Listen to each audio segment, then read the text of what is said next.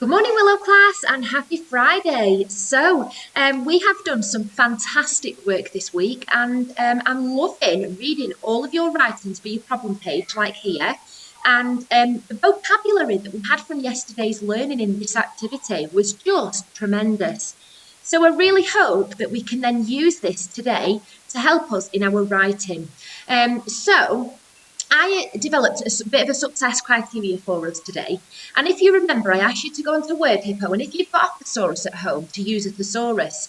I asked you to do that because we obviously want to develop powerful vocabulary. I don't want boring, straightforward vocab that actually anybody could choose. I want some vocabulary that's going to make people think, that's going to make people wonder and want to look up that word and use that word in their writing. So if you remember, for example, yesterday, they could see dullness around them. But then I said to you, can you come up with some better words? So we said mundane. And I loved that word because I just thought it was really fab. And then we have uninteresting as well. Again, it's just, we might know what uninteresting means because it's the opposite of interesting. But it was just, we don't hear it as often as we would use the word dull. Okay, so that's why I said to use Word Hippo. When we've looked at today, I have put together a success criteria, and I've actually decided some of these things that I want you to include. Some of these things we've used over and over again, and some of them we haven't. So, for example, I have got powerful vocabulary. This is all of the vocabulary from your planning sheet that you got yesterday. Then we've got simile.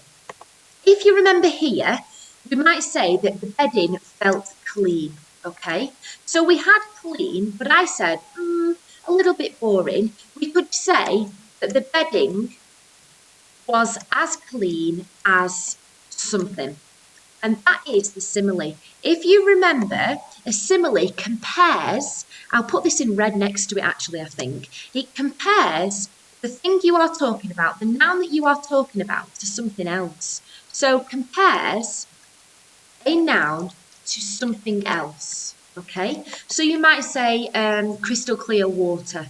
You might compare the bedding as clean as that. Okay, you might compare that it was as dirty as a dish rag. Okay, it depends on the vocabulary that you used. There was a couple of children who did get a little bit confused because they said yesterday, oh, it's clean bedding, the room feels really nice, and the carpet feels fresh underneath my feet. So fresh carpet. But then here they said, oh, it smells really dirty, or vile, or musty.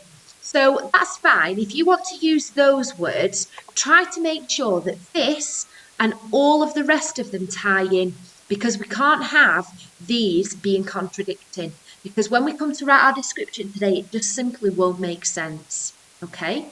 So if you did that, don't worry about changing it, but just make a conscious effort to make sure that it fits today, okay? Dull, it can still be dull and clean. Yeah, dull doesn't mean dirty, so you can't have antonyms of each other. All right, so just bear that in mind. So we've got the simile, and we've got relative clauses. Now, if you remember yesterday, I did an example of a relative clause with the carpet, and I said, the carpet, can you remember what I said about it? That, because it's not a person.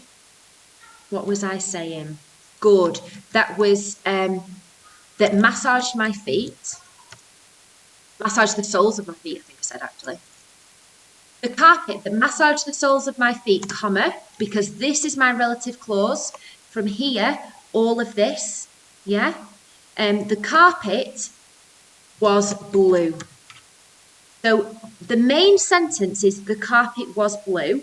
I've added my clause here that massaged the soles of my feet, and because it relates to this noun, that's why we call it the relative clause.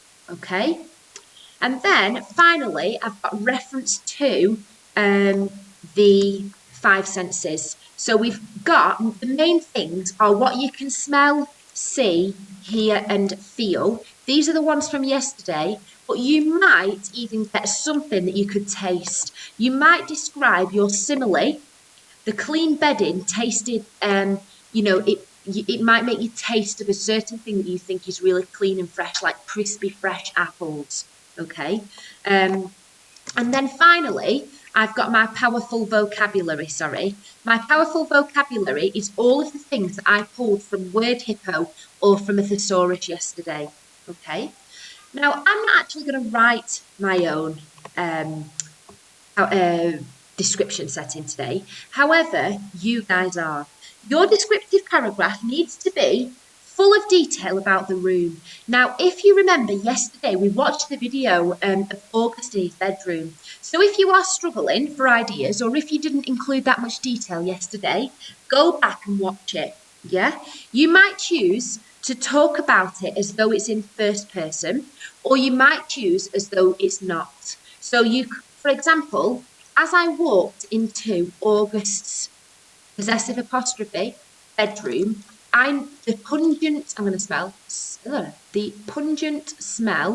or let's say the aroma of, and then think of something that you might smell in a kid's bedroom. It might be sweat, it might be sleep, it might be sweaty socks. You can choose. The aroma of sweaty socks hit my nostrils like a brick, I'm going to say. Okay, so that is a simile. I'm saying how it hit me like something else. The aroma of sweaty socks, that's just, again, aroma I've used instead of smell, because that's one of the words that I pulled from Word Hippo yesterday. I've got, as I walked into August's bedroom, I'm not just going to say, I walked into August's bedroom and smelled this. I could see this. I could hear mum and dad talking downstairs. That's boring. Yeah, we need to make it use good vocabulary and vary your sentences. As I walked into August's bedroom, the aroma of sweaty socks hit my nostrils like a brick. I could think of nothing other than, and then tell me what you're thinking of. Yeah? Then go into a bit of detail about maybe the carpet. The carpet that massage, and again, this was the work that I had yesterday, so it's really simple because I don't have to think about anything. The other thing I'm going to think about is, was blue. Let's add a bit more here. Was blue like the ocean? Yeah? Then let's compare it with something else.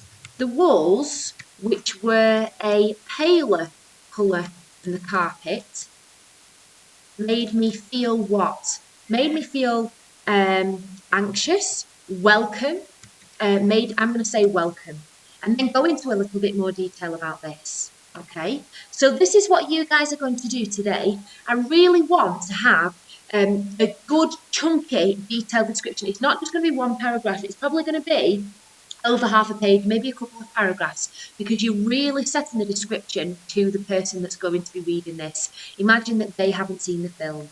Okay, so good luck with your writing today, and I can't wait to read these, everybody. And I forgot to say, have a fantastic weekend.